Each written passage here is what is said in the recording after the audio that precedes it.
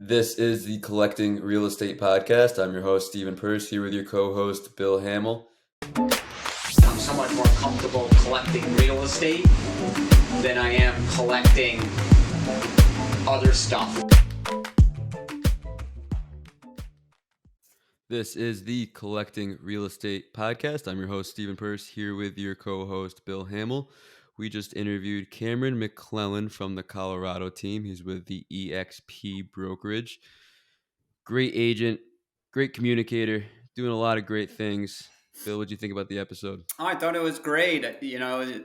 Different markets seem like different worlds. We're in that capital region of New York and that Tampa market, and you go over into the Denver area, and they just do business differently.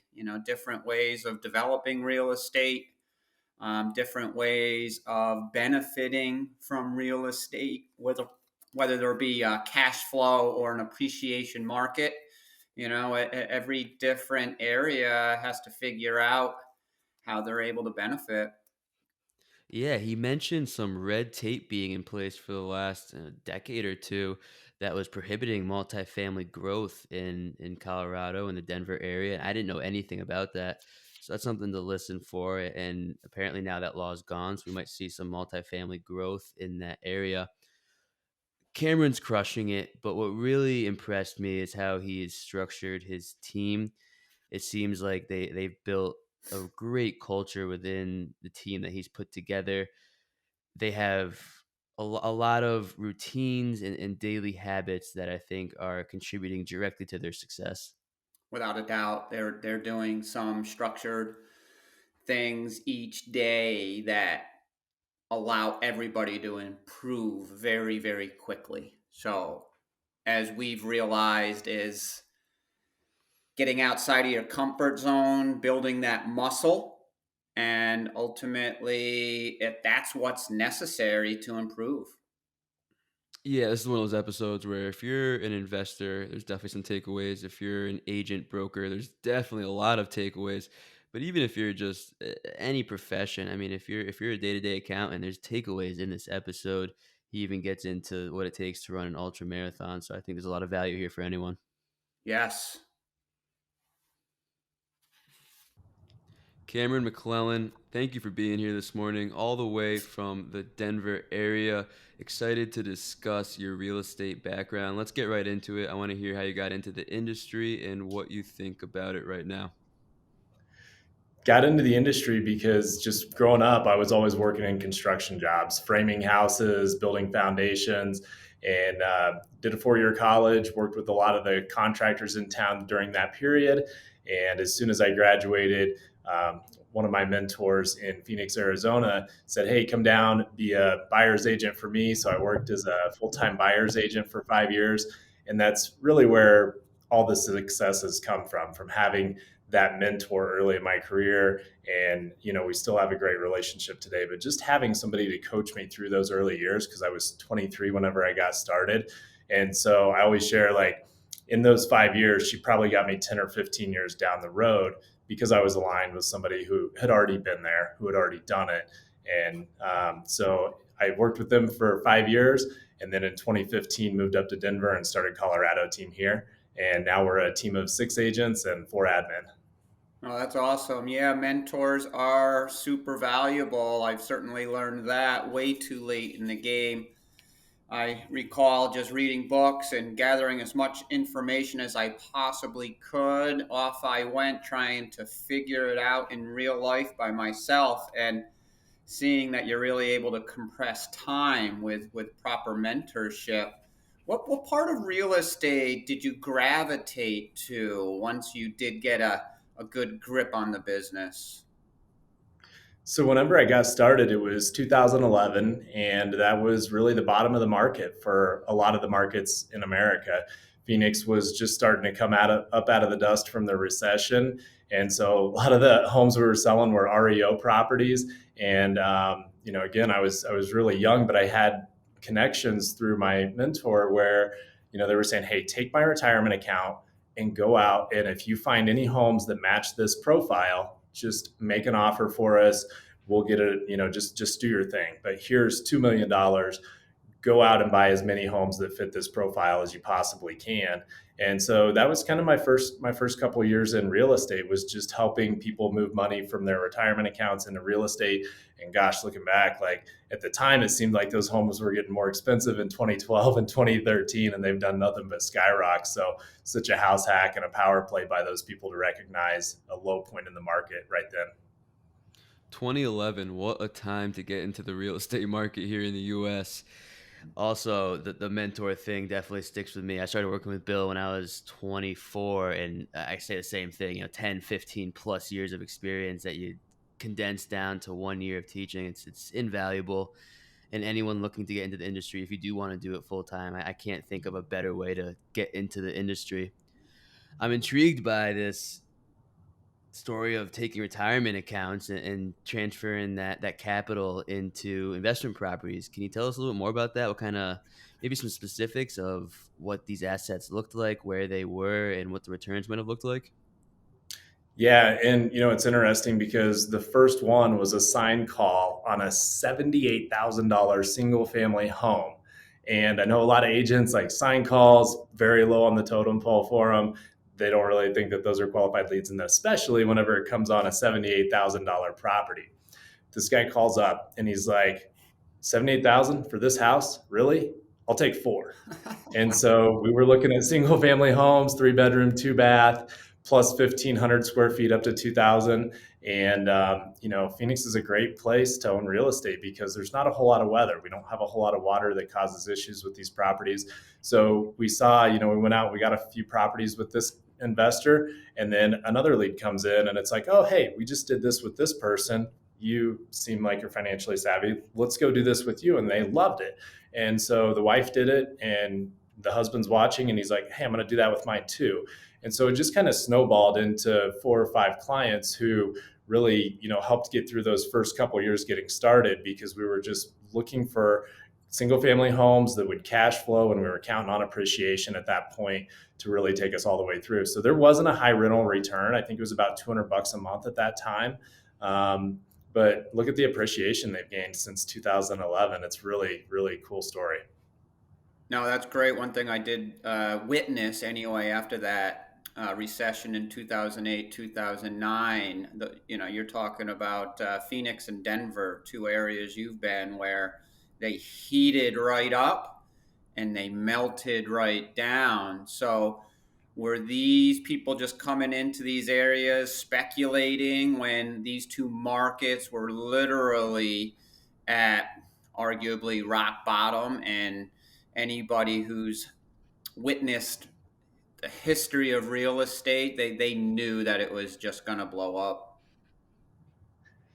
At that time, it was really nerve wracking. So the first client that I talked about, I think the pockets were deep enough there where it really didn't matter. Mm. But then the other two is kind of like, it was nerve wracking. They were really holding on to that money. And it was like, oh, these aren't making sense anymore. As we got into 2013 and 2014, the market was going up. It was coming out of the very bottom.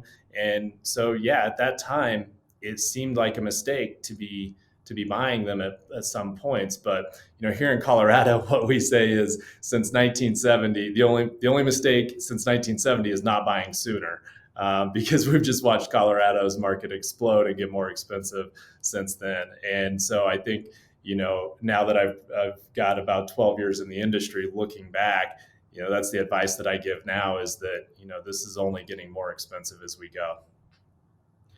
I agree. I think we're getting more expensive. We see the inflationary pressure, but at this Mm-hmm. point, you've been exposed to pretty much a full real estate cycle.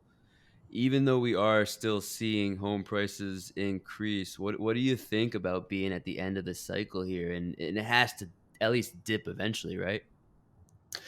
Yeah. So what we're watching closely here in Denver is interest rates, because affordability is already so high. We just got in Denver where our average sales price is over 700,000, and now interest rates have jumped up a couple points almost since December. December we were sitting at 3.1, and now we're up high fours, close to 5 on some condos, or over 5 on some condos. And so the buying power has been reduced by 20% just in the last 2 months. And so what I saw was in 2019 the market was trying to level out. It was trying to, get balanced, and then COVID came along and prices shot up again. And so I think with all the pressure coming from interest rates, I think we'll see the market really level out. Here in third quarter for sure. Third and fourth quarter is going to be flat. If not, there will be a drop in the average sales price later in the year. Yeah, I can understand that in a market like Denver, which, tell me if I'm wrong, but it's an appreciation market. So there's not a lot of cash flow from the get go. So you have a serious increase in interest rates. Forget about cash flow. You're now in a negative cash flow area. And what's the demographics? Are you able to get confidence going forward, just realizing that there's still so much migration into this area? Yeah, the numbers tell the story. So right now, in 2011, when the market kind of turned on after the recession, home values went up very close to 9% each year until 2020. And then the last 2020, they went up 12%. 2021, home values went up 14%. And right now, our median time on market is only 4 days. And, so what we see in the first half of the year is the list to sales price ratio is about 103%. And then second half of the year last year was 100%. And so with the pressure coming from interest rates and affordability, what we're anticipating in the coming months that this is going to go back and go flat, that we won't see a whole lot of home price appreciation. But as the with the same story across the country right now, the rate at which homes are selling, there's no sitting inventory. We put a house on the market on a Thursday. One of them had 200 showings recently, went under contract on Sunday for 145 grand over the asking price. So there's so much demand that I think it's going to take a little bit of time before we really see prices drop, or we see a serious recession, or just drop in pricing. So, in your opinion, we'll keep the crystal ball out for another minute. Sure. What's the solution to that supply crisis? Are we going to build more? Are we going to transition into more multifamily or maybe smaller living units? What do you think about increasing the supply in these cities that are rapidly growing? Yes, there will be an increase in multifamily, definitely.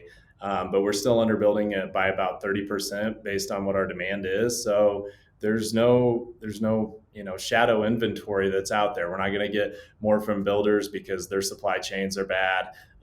We might see more foreclosures come up just as it gets harder to get your hands on money here in the coming years.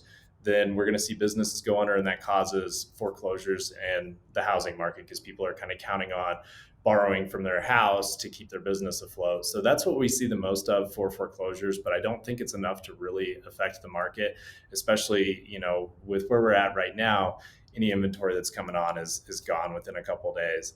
So multifamily will come on strong. That was really not a product in the Denver market for a long time because the codes with building condos was a huge disadvantage for a builder. If they went in and put up a condo and somebody on the third floor flooded their bathtub and it flooded the second floor and the first floor, well, then the builder was liable for that for 10 years because 10 years later, somebody flooded their bathtub. And so they've just changed the laws here in, I think, 2019. And since then, we've seen a ton of multifamily come on the scene here in Denver. So that's a huge product that we really need more of right now. And we're seeing a lot more go up. Wow, that's very interesting. So the laws were framed where builders were on the hook for an extended period of time, which ultimately curbed any demand for anybody to get involved in the multifamily business. Wow, that's interesting. Correct. I never heard of that. And then as soon as that is alleviated, the demand, the vacuum completely gets filled with multifamily. Makes perfect Yep. sense. Let's talk Yeah. about your investing. What is your deal criteria, and do you utilize your construction experience for value add deals? Doing any new construction, any of that? So right now we are involved in a new development in Woodland Park, and so this will be about 75 luxury homes in the 1.5 to 2.5 million dollar range. Everything's sitting on a half acre to a 12-acre lot. So really cool neighborhood coming up there, and we're just getting ready to release the website and start releasing lots. So super pumped about that. And that was a deal where we bought we've been shopping for land for 2 years. Finally found the right deal on the land, and so, that was really the big controlling piece. And it took 2 years to shop for that land to find the right deal here on the Front Range in Colorado. And then outside of that, our rents are up 17%. So we've got an Airbnb property and a townhouse, and both of those are doing amazing. You just feel like you're always calling like, hey, rent's going up, rent's going up, rent's going up, and along with appreciation. So we've seen 12 and 14. So we've seen, sorry, my math isn't that great, but 26% appreciation on one of the townhouses recently. So this was kind of a little bit of a house hack, but a hoarder property that came through, and we went out, we looked at it for listing it and just said, hey, this isn't, 200,000 is maybe your max. So you're going to get on the market. You're going to get beat up on inspection and all these things. So ended up buying that house for myself, and we went in and completely gutted it, remodeled it all the way through. So I think I'm into that one for about 230 grand, and market value today, a year and a half later, is 375. So that's been a really good project for us. And then an Airbnb that we picked up a few years ago, I think we bought that at about 500,000, and market value today is 750. So just really getting in and letting the market do the work has been the play for us recently. And I think like what I'm most excited about, the projects that have came across my desk in the past 2 weeks, are single family homes with ADUs in the back. So attached dwelling unit. And we've got one right now where there's 3 units in the backyard. So it's super cool. You pull in the driveway and go around back, and like the whole backyard is just set up for parking. And it's like a little hotel back there. But this thing's awesome because mortgage on this place is going to be about 4 grand. They're pulling in 3 grand just from those rentals in the backyard. So here's this family moving to Denver, and they're going to live in a $1.2 million property, and the mortgage is going to be $1,000. You can't rent anything in Denver for $1,000 right now. So just an amazing play. And then a few years down the road, we'll go get them their dream house. Sounds like you have a lot going on. That's impressive. Is this all under the umbrella of your company, the Colorado team? Yeah, all under Colorado team at EXP. So can you tell us more about how that's structured? Because it sounds like you have a brokerage, you have some rental units, and then you're working on a subdevelopment at the same time. What is the cultural hierarchy and everything inside your company look like? So a lot of it, our hierarchy is just we're a team under EXP. We sell a little over 100 homes each year, but I'm the team lead. We've got an operations manager and an inside sales agent, and so we're a little bit old school where we do call a lot of pre-foreclosures. We've got a great cash offer program through EXP. And so we've saved a lot of families from foreclosure, just calling them up, and then we're connecting them to our investor list. So if you're an investor in the Denver area, please reach out because we are calling pre-foreclosures every single day, and we're happy to help get you on this list and connect you with a family that you can save, because we want to be able to go in 10 days before they're going to go to foreclosure, close this property so that it doesn't hit their credit, and then you've got a good cash deal on that investment. So that's what the ISA is doing most of the day. And then he's feeding the 6 agents that are below that. So we believe in sending agents on appointments versus giving them leads, because whenever you give them leads, then they're kind of on this income roller coaster with real estate where they've got business, then they get busy, and then they stop, being able to take care of and nurture their database. So we just want to give them the hot clients that are ready to go. They are amazing face to face. They know the market. That's their job. And then we handle all the sales in-house. Interesting. So a area of focus for you is calling on those pre-foreclosures and playing matchmaker with your clients who are getting a property a bit under market value, or in some cases, a lot under market value in a seriously competitive market. Is that fair to say? That's something that you have to, or feel like there's opportunity because the market is so hot, so you're able to get these pre-foreclosures and market them directly to your clients? Yeah, it's been a huge advantage for us being with EXP to have access to express offers. This is a cash portal.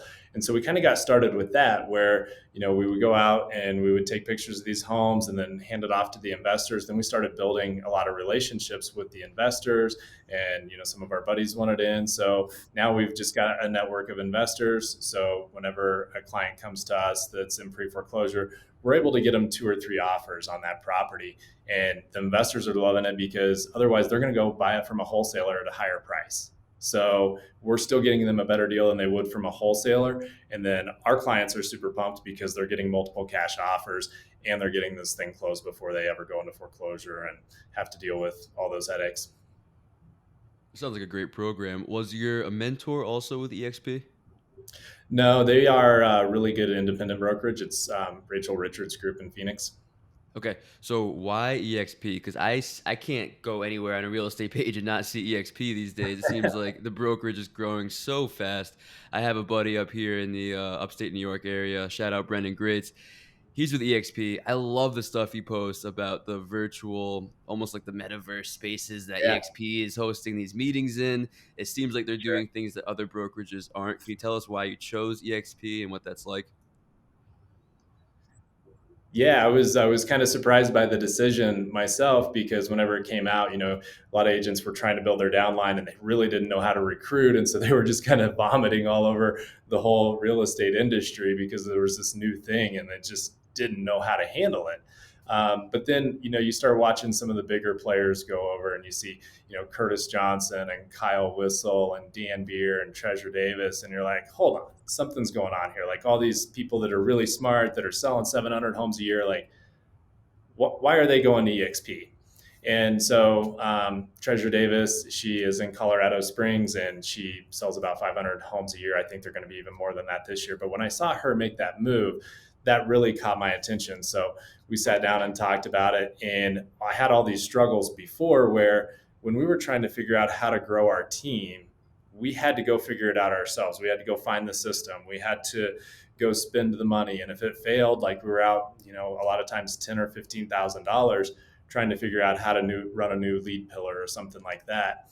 And now, whenever I want to add a new lead pillar to our business, like this pre-foreclosure, and we do a lot with probate and the new development. These things are all new in the last 9 months since we joined EXP, and we've been able to scale really quickly because now when I have a question about doing a development, I just go ask one of the baller agents inside EXP, how did you do your development? They hand everything over to me because they're getting paid off the upline.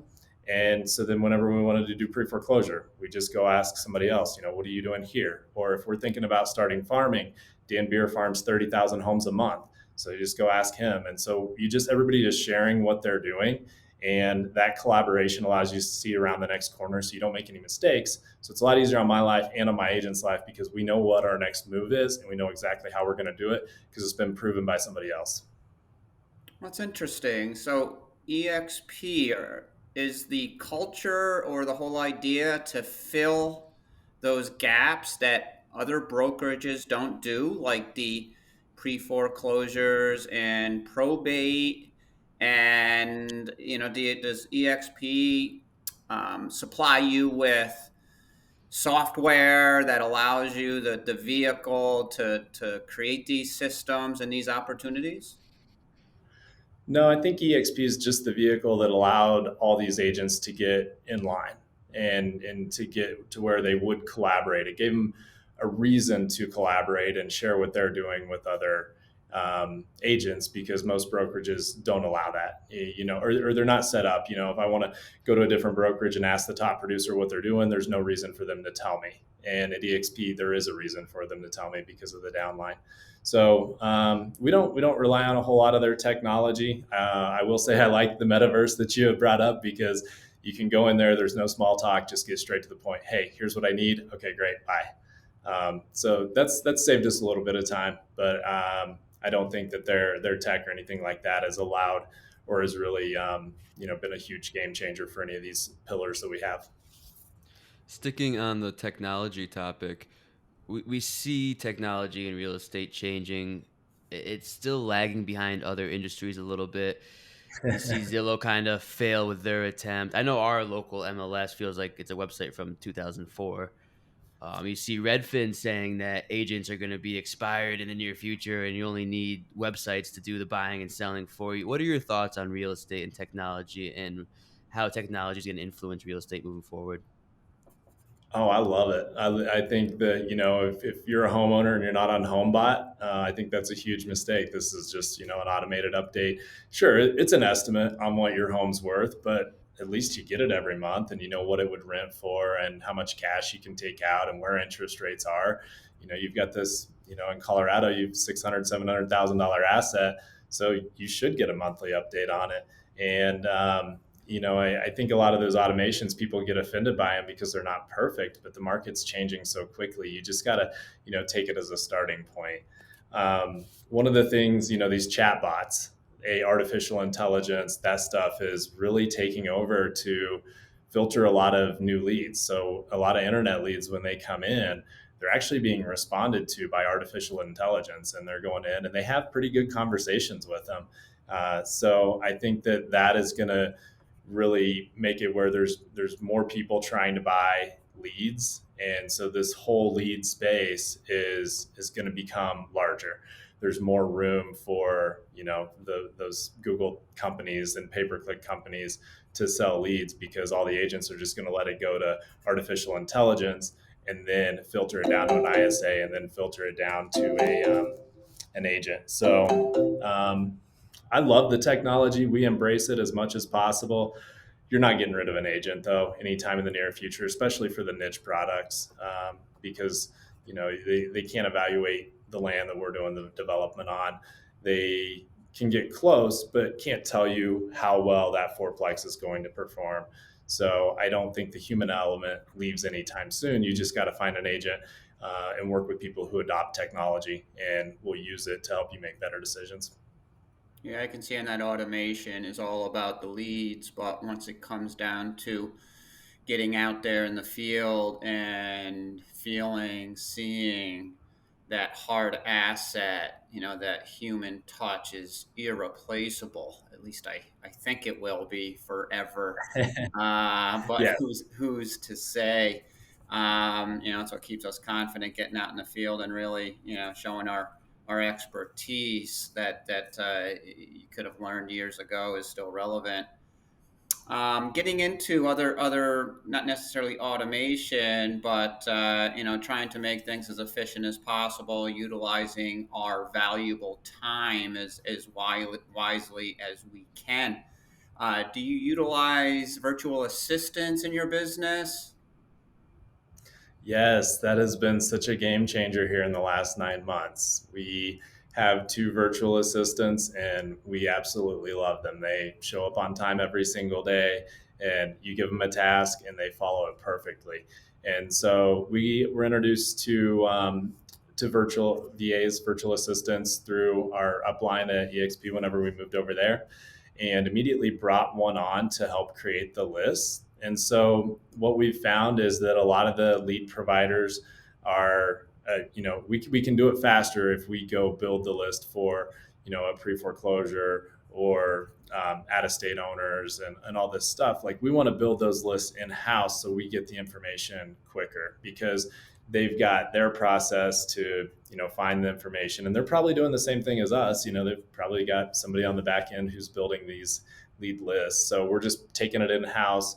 We've got one VA just for list building and creating leads, and then texting, and so individually texting from that person, and then the ISA does all of the calling. We've also got one for video editing and photo editing, and that's been huge because that's not an agent's job. They want to go shoot the content, but I should never have an agent that's worth $100 an hour, $200 an hour doing the video editing. So we're able to just shoot the content, we upload it into Google Drive, then we share it with our VA. Our VA knows exactly what to do to edit the videos. So they'll do an edit, send it back to us for approval. Once we approve it, then they upload it to YouTube. They upload to Instagram, TikTok, Facebook. All the uploading's done. And so then they're taking the time to get on TubeBuddy and really, get the SEO done perfectly, which is something that when we were editing our own stuff, we skipped over that all the time. So just a huge, huge asset for us to be able to create video content quickly and make sure it's always done correctly. We started using a virtual assistant a couple months ago as well, and it's been a great experience. Michelle, I know you're listening to this while you edit the podcast. Doing a great job. I can't imagine going back to not working with one. You're I the best, see. Michelle. Yep, I see some brokers have up to 5 or 6 virtual assistants, and it's impressive that they have a team to that scale. Are there any other tasks that you would outsource as you grow? So one of our quarterly things is to go through and just start doing, stop doing, and do more of. And so we're constantly analyzing like what are those tasks that we need to take off our plate and dump off. So that's a good 90-day exercise, I think, for everybody, is just to go 2 weeks and every 15 minutes write down what you did. And then at the end of the 2 weeks, go back, highlight in green the things that you love doing and don't want to give up. Highlight the things in red that you are just done with. Like, this should never happen again. Those tasks, send them to the VA. Just offload them. The one thing I will say though is I don't like to send ISA roles or calling positions to people who are out of the area, because whenever they make a phone call, I want them to be able to talk and understand what the subdivisions are, what the parks are, what the area is like. But everything else outside of, I think, the ISA role, I would feel comfortable sending to a VA because they are on it. Like, it's so nice to just say, here's your instructions, go do it. So where do you like to spend your time on a daily basis? What is your area of expertise, what you love the most, and that needle mover thing or things that you want to focus on daily? So whenever we start our days, I'm still doing a lot of calling along with our ISA just to make sure we're keeping our team on appointments. And so I'll start our day looking at the new leads for the day, and that is my 8 o'clock to 9 o'clock, is just reaching out to any new leads inside our pillars. And then at 9 o'clock, we do a morning huddle. So I have my whole team jump on Google Meet, and we'll just spend 15 minutes kind of working through any issues anybody has that day. If somebody's got a problem client, then the whole team just jumps in and says, here's what I would do. Here's what I would do. I experienced this. Here's how that situation worked out. Or we'll role play. And this is something we were terrified of. We did not want to get on and role play in front of each other. It was so uncomfortable. And the first week, I didn't realize how bad we were. Like, it did not even sound like our team. And week 2, it completely changed, and it's only been getting better since then. So if you're not role playing, get over it, start role playing, because your skills are going to improve, and then that's going to improve your paychecks. So that's 9 o'clock to 9:30 usually is just a quick coaching session. And then I'll spend the next couple hours from 9 to 11 looking for new business. From 11 to 3, a lot of times we're doing video. So I just try to get out in the community or jump on our podcast setup that's behind me here, try to provide content, answer questions about what it's like to live in Denver, Colorado Springs, and Woodland Park. And then afternoons, I've kind of pulled myself off appointments. I'm not doing a whole lot of buyer sales anymore. So try to take listing appointments in the afternoon, 4 to 6, or get back on the phones. So checklist and understanding what you're doing the next day is hugely important and often overlooked by agents, because they wake up in the morning and they have no direction with their day. So just understanding exactly what you said, like where your day is headed and what that direction is, that's huge. So never go to bed without knowing what you're going to do the next day. Ton of value there.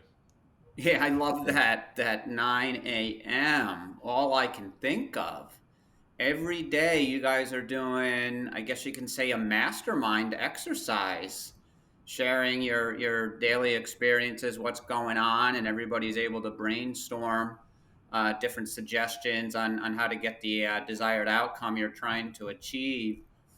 And then getting into the role playing. Now we're getting outside of the comfort zone. And boy, have I learned, yes, it's uncomfortable, especially if you really haven't focused on that ever in your career. And doing that over a long period of time, I'm sure you could see major progress, not only for yourself, but the team members. How long have you been doing that?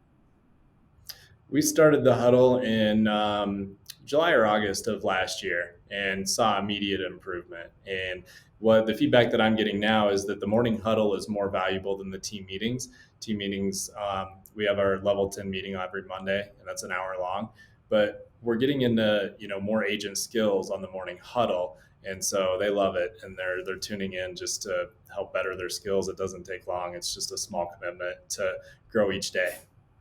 So with this role playing, is a lot of it building scripts and cold calling, just dealing with lead generation? It is, yeah, just objection handling, or getting through a rough inspection, or making a closing experience very memorable. A lot of those things are what we talk about, and a lot of our calls are the same. It's just the first question that changes. But if you're working with a buyer, you just all that pre-qualification is the same, other than the first question, based on where they came from. So just working through that, and we change up role play partners, and so sometimes they'll partner with their best friend if they just want an easy day, or sometimes they'll role play with me if they want it a little bit harder. So ultimately, it's just made a huge difference with the way we sound and communicate on the phone versus just hanging up after the first objection. I'm very intrigued by that. Based on having that exercise with your team, I'm sure you've watched some people seriously excel. Has there been anybody involved that wasn't ready to make that step into the uncomfortable zone, and ultimately they just didn't end up a good fit based on not wanting to contribute in that area? Um, Not really. It's not a mandatory meeting. So if you've got the opportunity to go out on an appointment, then please go do that, or jump on the morning huddle. But whenever you're getting on the morning huddle, you're seeing it in yourself. You're seeing yourself improve. You're seeing yourself become smarter with real estate every single day. So we haven't had any pushback on getting on this call. It seemed like such a scary thing, and it's not at all. It's actually just a huge value add, and something really great to be doing as a team lead. No, and And I also love it too, because a lot of this stuff, like, I have to study, for an hour every morning to like figure out what am I going to talk about. So I'm out on my morning workout just trying to, like, okay, what are we talking about today? So I sift through a ton of content. So I'm really the one reaping the rewards here, because of all the things I have to study to then deliver 15 minutes worth of content. So it's been super helpful for me as well. no, and I found that too. Once you get into those areas and you actually have to prepare what we already know, but you're really focusing, zoning in, for those meetings, and you're able to your game gets elevated exponentially just because you're going through these exercises with you and your team. That's why Right. I'm sitting here focusing on this. Boy, that is what every company should do in any industry. There's the needle mover stuff right there. Yeah. No, I appreciate that. I love how you're doing it, and I'm sure you'll be doing that every morning at 9 a.m. going Yep. forward. Cameron, this is the collecting real estate show. They say you have to have three of something to make a collection. So we've got three questions for you. Number one, please give us an impactful 5 or 6 words that are valuable to you or other real estate professionals. Just be consistent and be disciplined. Follow his daily schedule. Love that. Question two, what are your 1 to 2 year personal goals? So we have got put down that we are doing a new investment property every year that is a single family that we will buy and hold. We do 25% to savings. I do an ultra marathon every year for my health. I kind of, man, I'm so ready to get into mountain biking because I'm over this running thing, but doing that for my health. And then I've got 2 family vacations planned with my family. So we're going to do a summer one. We're kind of looking right now. We're either going to get a Telluride or Steamboat for the 4th of July, and then we'll do one in the winter that's a ski trip. So mapping that out early, I knew all this in December, and just understanding that we've got our finance goals, our health goals, our family goals, all that's laid out for the year as we go into it. No, that's awesome. From being from Denver, I was waiting for your personal goals to have something to do with the mountains and all of those several reasons why people are rushing into Colorado. And boy, you Yeah, just you caught my ears there. And the ultra marathon, I had just planned one for myself in July to do a great, 50 miler. How good. many have you done, and what's your distance? So 50 is the max for me. That's kind of a 12 to 14 hour day. And I did an Ironman one time, and it just pulled me away from everything else in life. The training was about 20 or 30 hours a week at that point. And, it took away from my family. It took away from my work. It took away from my relationships a little too much. And so right now I'm a huge fan of the like things you can get done in a half day versus a full day, so that the training schedule is like 10 hours a week or less. Um, so I don't think I'll ever go over 50 miles. I really enjoy something just kind of in that 30 to 50 range. Anything under 30, it doesn't feel like I really hit that big milestone. And then all the way up to 50, that's kind of where, you're training and you're taking phone calls for work during that time. And it's a whole process to really hit that 50 miler. So that's super impressive that you're doing that, and hope it goes really well for you. No, I appreciate that. Yeah, I find myself taking phone calls at the beginning of my runs to, Yes. burn 10 or 20 minutes on the phone as I jog down the road. The Yeah. people I'm talking to find it a little strange, but so be it. It's just One what you last have to question do. on the ultra. What am I in store for mentally and emotionally or spiritually at about mile 40, 42? Yes. Gosh, that it's really fun when you hit that 26-mile mark and you're like, oh, I just did a marathon. That's so cool. But then whenever you get to that 40, that last 10 miles, it's 10 miles left, but that's 2 or 3 hours left, especially if you've got to climb in there, you probably got another 3 hours left. So I just remember coming over the hill at mile 42, and I was like, all right, cool. There's 8 miles left. I can see the campground. And they sent us straight back up the mountain. And it was 4 hours later to finish that last 7 miles, but it ended up being a 53 miler, which we weren't expecting. And so just staying in your lane and staying in check with, okay, we're at mile 40, just staying consistent, not trying not to get too excited about the finish because you're not home. You're not there yet. Mm. So stay with your nutrition, stay with your water plan. And then when you get to mile 48, start celebrating. Stay focused on where you are at that current time and just keep plugging away. Yeah. All right. No, Yep. that's You got awesome. Very awesome. Very awesome. Number three, how can Steve and I or the listeners assist you, and how do we contact you? We are an open book. So if you have any questions about any of the programs, whether you're real estate agent, buyer, seller, anything like that, we are happy to share everything that we do so that you can go out there and crush it in real estate. So you can reach out to me at 303-501-2810 or email Cameron at coloradoteam.com, and happy to just do whatever I can to make sure you're successful in your real estate ventures. Awesome, Cameron. Thank Any you. any social media people can find you on? Yeah, so we are at Colorado Team on Facebook and on Instagram, and just Colorado Team Real Estate on YouTube. And then you can follow my personal page if you want to check out the Colorado lifestyle, Cameron McClellan on Instagram. Awesome. Awesome. Thanks, Cameron. We really appreciate your time. Have a good day. Thank you guys. You guys are pros. I appreciate your time. Thank you. Thanks, Cameron.